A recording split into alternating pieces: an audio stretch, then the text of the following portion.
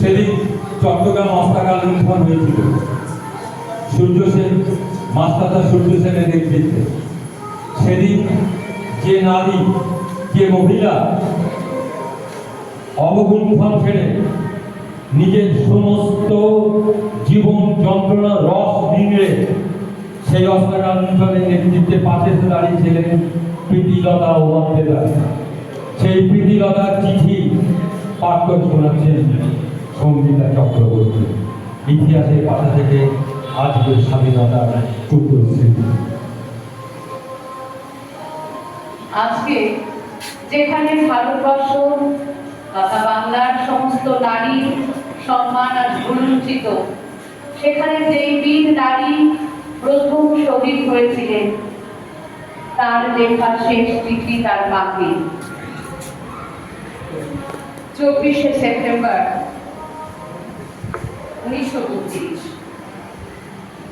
মাদু, তুমি আমার যাচ্ছিলে, আমার যেন মনে হলো তুমি আমার শিওরে বসে কেবলই আমার নাম করে যাচ্ছ, আর তোমার অশ্রু জলে আমার মুখ ভেসে যাচ্ছে। মা, সত্যি কি তুমি এত কাঁদছো? আমি তোমার ডাকে সাড়া দিতে পারলাম না। তুমি আমায় ডেকে ডেকে হয়রান হয়ে চলে গেলে। মা, আমায় তুমি ক্ষমা করো। তোমার বড় ব্যথা দিয়ে গেলাম। তোমাকে দুঃখ দেওয়া আমার ইচ্ছে না। আমি স্বদেশ জননীর চোখের জল মোছাবার জন্য বুকের রক্ত দিতে এসেছি। তুমি আশীর্বাদ করো, নইলে আমার মনোবাঞ্ছা পূর্ণ হবে না। একটিবার তোমাকে দেখতে যেতে পারলাম না, সেই জন্য আমার হৃদয়কে তুমি ফুল বুঝো না। মা গো, তুমি কি তাতে তুমি এমন করে আর কেঁদো না? আমি যে সত্যের জন্য, স্বাধীনতার জন্য প্রাণ দিতে এসেছি, তুমি কি তাতে আনন্দ পাও না? কি করবে মা?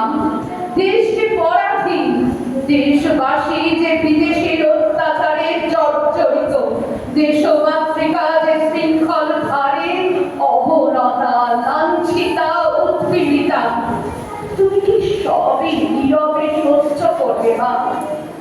একটি সন্তানকেও কি তুমি মুক্তির জন্য উৎসর্গ করতে পারো না? তুমি কি কেবলই কাঁদবে? আর কেঁদো না মা, আর কেঁদো না। তুমি আর চোখের জল ফেলো না। এই পৃথিবী থেকে যাবার আগে আর একবার তুমি আমার স্বপ্নে দেখা দিও। আমি তোমার কাছে জানো পেতে ক্ষমা চাইব। আমি যে তোমার মনে বড়ই ব্যথা দিয়ে এসেছি মা, তুমি আমার ক্ষমা করো, ক্ষমা করো মা, ক্ষমা করো।